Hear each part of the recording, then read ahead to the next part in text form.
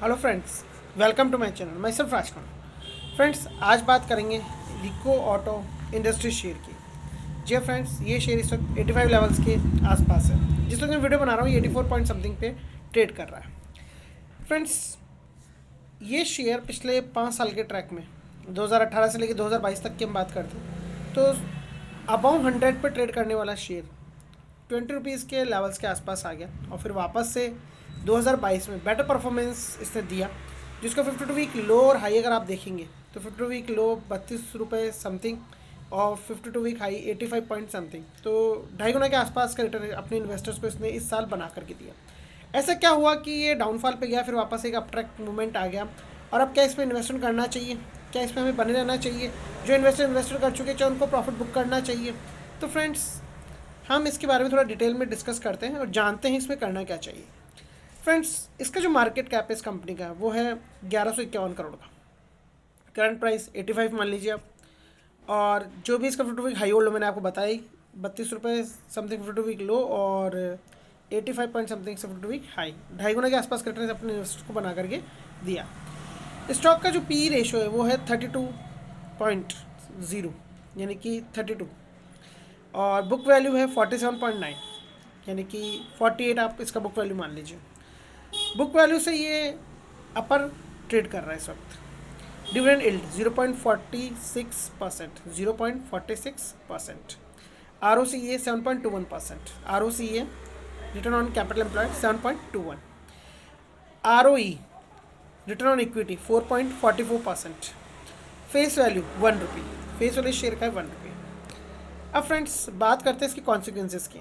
Company has low return on equity of 2.04 over last 3 years. Last 3 years में इसका return on equity 2.04। Company might be capitalizing the interest cost, और dividend pay out has been low at 9.41% of profits over last 3 years.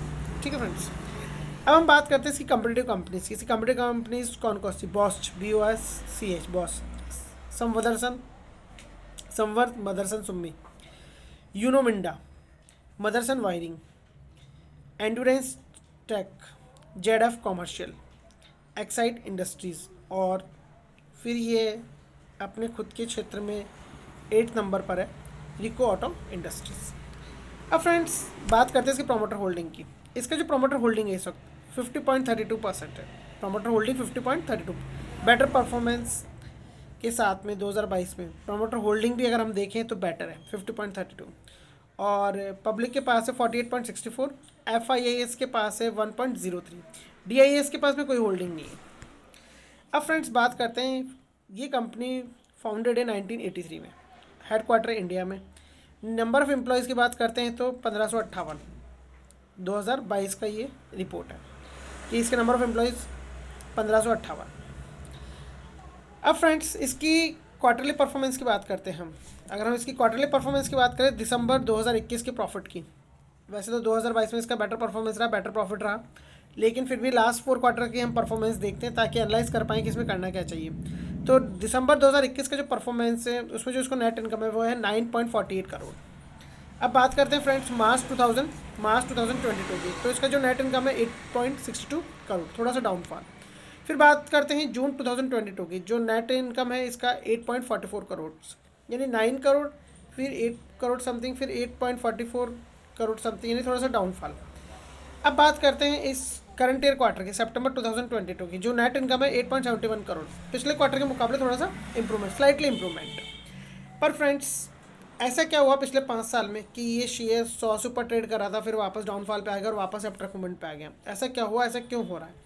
तो friends, हम बात करते हैं annual performance की। 2018, 19, 20, 21, 22 में अगर आप देखेंगे इसकी सेल्स की जो ग्रोथ है या सेल्स का जो परफॉर्मेंस है, 18 से बेटर 19 में, 19 से बेटर 20 में, 20 से कंपैरिजन करेंगे तो 2021 में भी थोड़ा सा बेटर है, और 2022 में सबसे टॉप पर, यानी कि सबसे ज़्यादा जो सेल का परफॉर्मेंस है 2022 में पिछले 5 साल में सबसे बेटर है।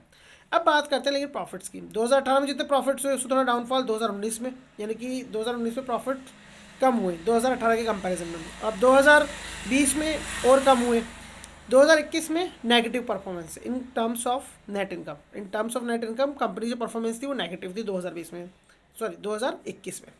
और 2022 में कंपनी का better performance in terms of sales और वापस से in terms of net income, यानी कि कंपनी का जो सेल्स का ग्रोथ था वो तो अपवर्ड पे रहा कंटिन्यूसली। 2022 में सबसे बेटर रहा, 2018 से अगर आप कंपेयर करेंगे 19 को, 20 को, 21 को, फिर 22 में बेटर रहा। लेकिन फिर हम बात करते हैं नेट इनकम की, तो जितनी नेट इनकम 18 में थी उससे डाउन 19 में, उससे और डाउन 20 में, और नेगेटिव परफॉर्मेंस 2021 में, 2022 में वापस से पॉजिटिव परफॉर्मेंस। और आपने देखा कि शेयर वापस से 31 रुपये के आसपास के लेवल से, 31 रुपये के लेवल से 32 रुपये, 31 रुपये जो भी इसका फुटवी लो दिखा रहा है उससे 85 के लेवल्स के आसपास इसने परफॉर्मेंस दिया और 2.5 गुना से ज़्यादा का रिटर्न अपने इन्वेस्टर्स को बना के दिया। तो फ्रेंड्स कांस्टेंट परफॉर्मेंस है, हो सकता है कि थोड़ा सा इतना अच्छा रिजल्ट इसने दिया, थोड़ा सा डाउनफॉल आया, लेकिन कंटिन्यूसली इसी तरह से परफॉर्मेंस बढ़ती गई।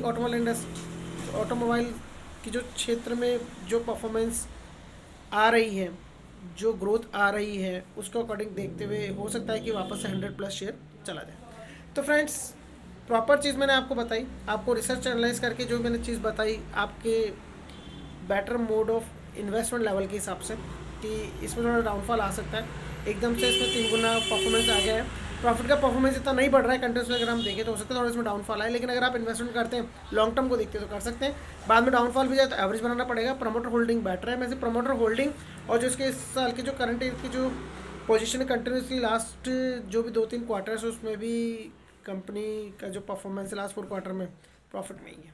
तो फ्रेंड्स बन रही मेरे चैनल पे मेरे साथ में अपवर्ड बाइंग लेवल्स जानने के लिए, अपवर्ड बात जानने के लिए, प्रॉपर तरीके से डिस्कशन करने के लिए किसी भी स्टॉक को लेकर के, और मोटिवेट कीजिए मुझे, सब्सक्राइब फैमिली बढ़ाइए। Thanks for watching, have a nice time.